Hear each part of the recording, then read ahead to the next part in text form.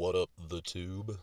It's Phil here with another budget audiophile review, middle class audiophile. I don't know. I haven't really figured out what the fuck to call this, but I like audio and I don't have a ton of money, or more accurately, I'm not willing to spend a ton of money on it. So this item here is the Monster Power Bar. I believe it's the HTS 1100. Let me take a look here. Monster Power Home Theater Power Bar 1100. I think it's HTS is the preface to it, if you're looking to look it up. So this is a pretty sweet little device. It used to cost way too much money, and I know that because I got paid commission for selling them. And every time that I sold one, I was like, Jesus Christ, that's a lot of commission. Um, when I worked, I think we only sold the larger model, although maybe I'm wrong and we sold both. The larger model has 9 trillion outlets on it, whereas the human being sized model here has 8 outlets. I think the 1100, which has 8 outlets, should be sufficient, not only because nowadays, as opposed to when they originally started making these things 20 something years ago, we have a lot less components, but also because no one ever had more than 8 components.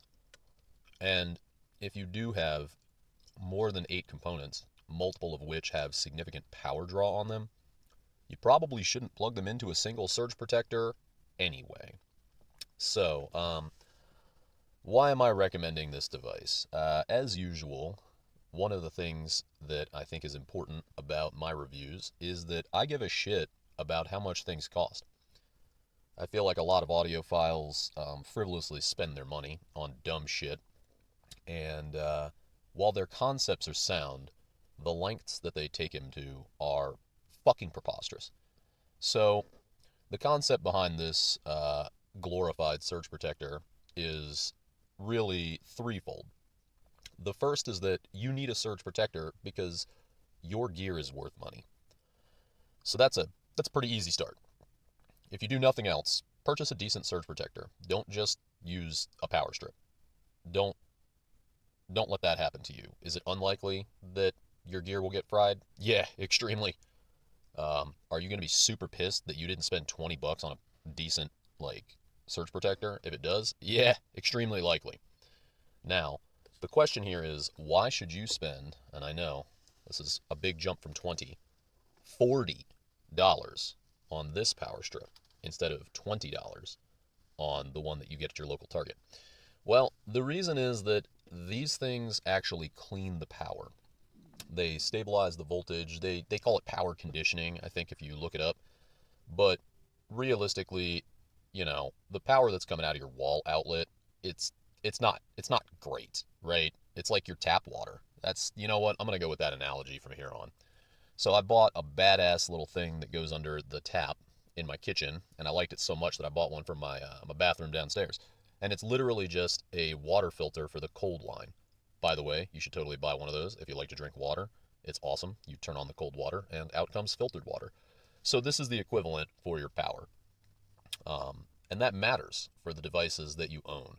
And it matters for two reasons.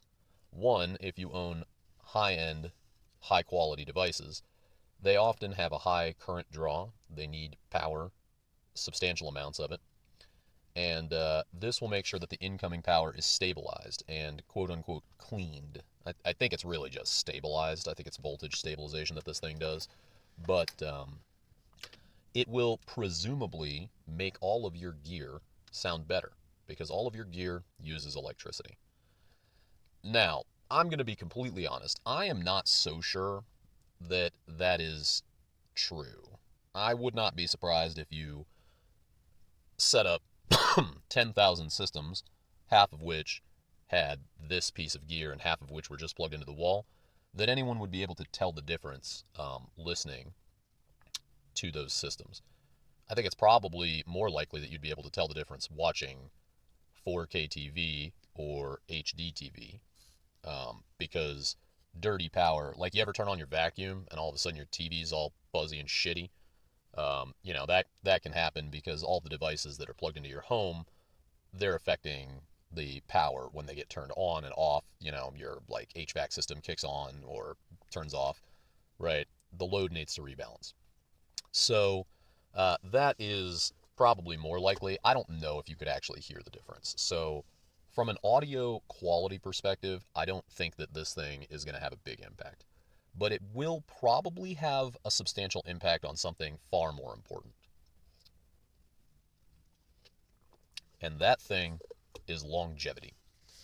So, assuming that this power conditioner, or one like it, doesn't cost you a significant amount of money, I am firmly of the belief that your gear will last longer. Not only because it's protected from surges, which will obviously kill your gear instantaneously, but also because electronics over time are affected by their environment, right? That's why you clean out your computer with a can of air and you don't leave it in like a shitty place where it gets a bunch of pet hair and stuff in it. Well, it's also why you want to make sure that the power coming in is clean, stable power, because over time it will damage the components, most likely the power supply of your gear, and then one day you'll go to turn it on and it won't work. So uh, this bad boy will fix that issue for you to at least a reasonable amount for the amount of money they sell on eBay. I kid you not, they're like $20 plus 15 or 20 bucks shipping. So, I think I got two of them for about 40 bucks each after shipping.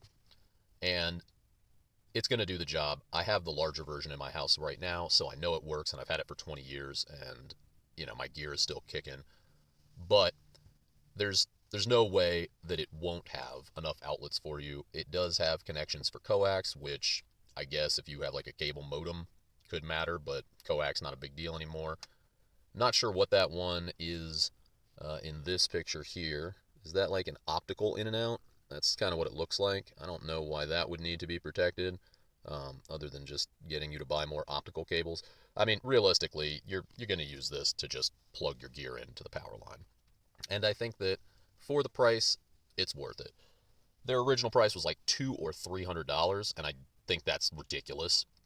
But if you can catch one on eBay used for 40 or 50 bucks or less, I'd say go for it. I mean, the more substantial models that look like a piece of gear that sits on your rack, they cost hundreds. So, picking up one of these puppies that can chill on the floor or behind your TV or something is, I think, an easy win for any system. At the very least, your stuff should last longer. There's a chance it might even sound better based on how crappy your power is. But either way, I think the value proposition makes this bad boy an easy pickup.